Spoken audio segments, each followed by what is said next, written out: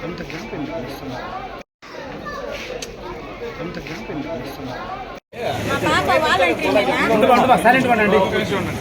పాప వాలంటరీ మేము పాయకడికి వెళ్ళిపోయినాము.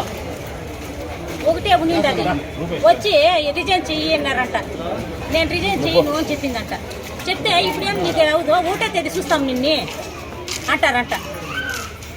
వాడి పేరు ఐదరు, గణేష్, మల్లేష్,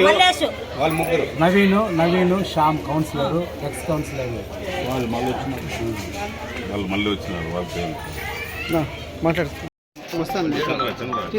చంద్రనా, ఈరోజు మన ఆంధ్రాలో పరిస్థితి ఏ విధంగా ఉందంటే తదా రాజా తదా ప్రజా ఉంది.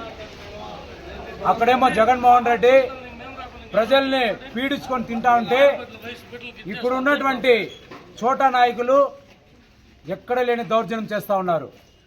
సిగ్గు లేదా అనేసి మేము తెలుగుదేశం పక్షాన్ని అడుగుతున్నాం.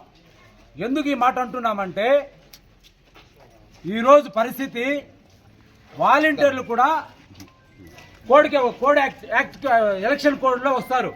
వాళ్ళు కూడా ప్రభుత్వం ఇచ్చే జీతం తీసుకున్న వాళ్ళే. తక్కువ జీతమైనా కానీ పెద్ద పెద్ద చదువులు చదివి వెట్టి చాకిరి చేస్తారు. కరోనా సీజన్లో కానీ తర్వాత కానీ అంత సేవ చేసినటువంటి వాలంటీర్లని మానసికంగా కనీస ఇంకిత జ్ఞానం లేదా ఈ కౌన్సిలర్స్కి, ఈ వైసీపీ కౌన్సిలర్స్కి బుద్ధి లేదా, చదువుకోలేదా? వాళ్ళు చదువుకున్న కౌన్సిలర్స్, వాలంటీర్లు వాళ్ళు. మీరు చదువులేని కౌన్సిలర్లు. మీకు నిజంగా బుద్ధి ఉంటే ఎట్లా మనం పోయేసి ఒక అమ్మాయి దగ్గర పోయి హరాస్మెంట్ చేస్తామనే విషయం తెలీదా మీకు? దయచేసి ఎలక్షన్ కమిషన్ కానీ పోలీస్ అధికారులు కానీ కొంచెం ఆలోచన చేయండి. ముఖ్యంగా పోలీసులు ఆలోచన చేయండి. ఇప్పుడు ఎలక్షన్ కోడ్ ఉంది. మీరు ఒక్క సైడేగా న్యాయం చేయాలని చూస్తే ఖచ్చితంగా మీరు అనుభవిస్తారు.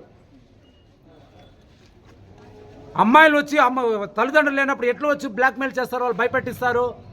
కాబట్టి దయచేసి అధికారులు దీన్ని గమనించి వాళ్ళు ఎవరైతే బెదిరించినారో, ఎవరైతే బ్లాక్మెయిల్ చేసినారో వాళ్ళపైన చర్య తీసుకోకపోతే తెలుగుదేశం పార్టీ అమరనాథ్ ఆధ్వర్యంలో తీవ్రంగా మేము ఖండిస్తున్నాం. Thank you. నేను దూరనాల చెంగన్న వీధిలో డీసీ సీట్లో కాపురం ఉంటున్నాను. ఇక్కడ మా సొంత బంధువులైన మా వాళ్ళ వాలంటీర్స్ వాళ్ళు హైదర్ అనే అతను కౌన్సిలరు, పక్క వార్డు కౌన్సిలర్, ఈ వార్డులో ఉండే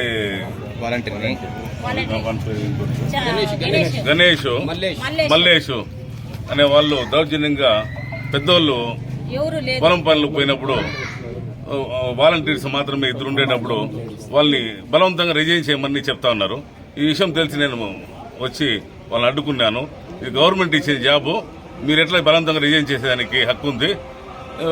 ఆడవాళ్ళు ఉండే సందర్భంలో ఆడవాళ్ళు వచ్చి మీరు పెళ్లి కాని ఆడవాళ్ళు, పాపం చిన్న వయసు వాళ్ళు బెదిరించే న్యాయం కాదని చెప్పి నేను సర్ది చెప్పి పంపిస్తే మళ్ళీ వాళ్ళు అంతా గుంపుగా వచ్చి మా వాలంటీర్లు ఇళ్లపైకి దాడి చేసేకొచ్చి వార్నింగ్ ఇచ్చేసిపోయినారు. మీరు కానీ రాజీనామా చేయకపోతే 1వ తేదీ నుంచి మీ కథ చూస్తామని బెదిరించేసిపోతారు. వాళ్ళని మారి అంతా వాళ్ళకి ఎవరు దిక్కుంటారా, ఎవరు మనుషులు లేనప్పుడు దీన్ని తీవ్రంగా ఖండిస్తున్నాం మేము.